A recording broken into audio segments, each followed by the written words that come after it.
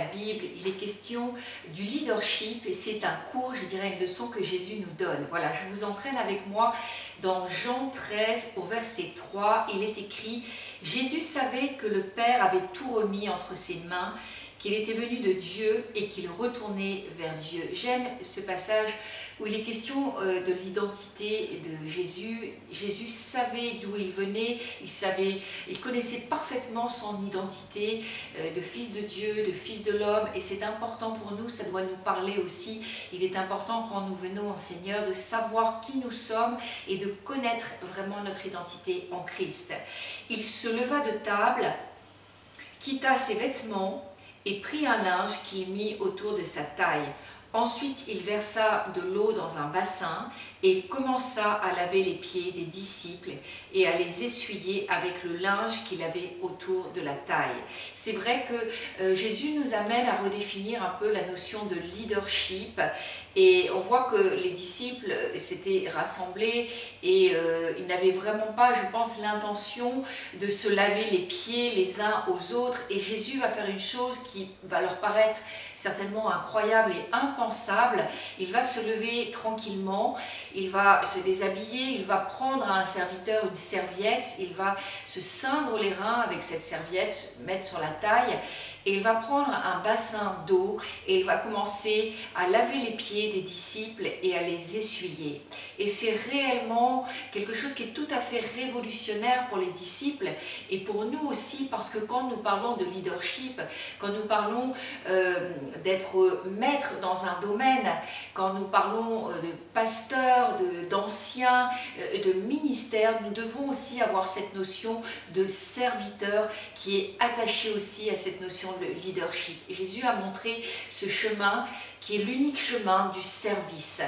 Je crois vraiment que nous pouvons avoir une joie immense, une joie du ciel au fur et à mesure que nous comprenons que nous sommes sauvés pour servir et que dans la notion du service, du leadership, nous devons devenir des serviteurs. Nous devons apprendre à nous laver les pieds, même si c'est un symbole, mais je crois vraiment qu'à cette époque, ils avaient des sandales et ils parcouraient les chemins qui étaient pleins de poussière et les pieds étaient réellement sales. Il pouvait y avoir de la boue même sur les pieds et c'était une nécessité, une coutume qui se faisait donc avant le repas. Mais pour nous aujourd'hui, ça nous parle aussi de la notion de se servir les uns les autres, la notion d'amour aussi, et nous devons dans le ministère penser toujours que nous devons aider les autres, nous devons servir les autres, et je crois que la tristesse est le fruit de l'égoïsme, de l'égocentrisme, et dans cette notion de servir l'autre, il y a toujours une grande joie.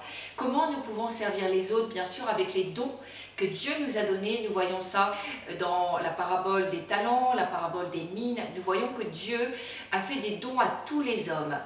Tous, je crois que personne ne peut dire qu'il n'a pas de don. La seule chose, c'est que quelquefois nous ne sommes pas bien au fait, nous ne nous connaissons pas suffisamment, nous ne connaissons pas suffisamment notre personnalité, et également les dons que nous avons, mais Dieu nous a fait des dons, il a fait des dons à tous les hommes. Et je crois vraiment que dans cette parabole des talents, Dieu nous demande de les mettre au service des autres. C'est alors que nous aurons la joie, c'est alors que nous serons pleinement épanouis. Et dans cette même parabole des talents, nous voyons que le risque est pour ceux qui ont eu peu de dons. Parce que nous voyons et nous lisons que celui qui a reçu beaucoup va s'investir, va redonner, exercer ses talents au profit des autres. Mais celui qui a reçu peu, un talent, va l'enterrer.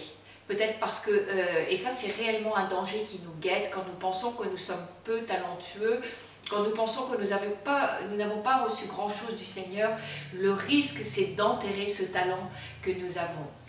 Et dans cette parabole, Dieu nous dit que si c'est difficile de mettre ce don au service des autres, nous pouvons le confier à une banque. Qu'est-ce que c'est que cette banque dont Jésus parle? Cette banque, bien sûr, c'est l'Église et ce sont également les ministères. Si nous avons des talents, si vous avez des talents, c'est peut-être le talent de chanter, d'exhorter, un talent pour gouverner, un talent pour diriger, un talent pour l'idée, quel que soit le talent, un talent de musicien, quel que soit le talent que vous avez reçu, ne l'enterrez pas et faites-en profiter l'église locale, faites-en profiter, si ce n'est pas le cas, les ministères. Il y a des ministères qui ont besoin qu'on les aide dans toutes sortes de tâches, que ce soit des tâches administratives, des tâches de logistique ou des tâches spirituelles. Je voudrais vraiment vous encourager, nous encourager aujourd'hui, ne pas enterrer les talents et comprendre que le leadership,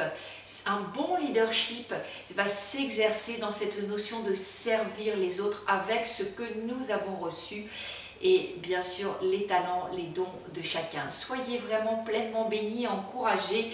Si vous avez identifié les dons, vos dons, gloire à Dieu et ne les laissez pas s'étouffer et s'endormir, ne les enterrez pas. Si vous pensez les avoir enterrés, il est toujours temps de les déterrer et cherchez autour de vous, cherchez dans l'église comment vous pouvez les investir afin qu'ils produisent du fruit en abondance et qu'un don en donne bien plus. Voilà, je vous bénis et je vous dis à très bientôt.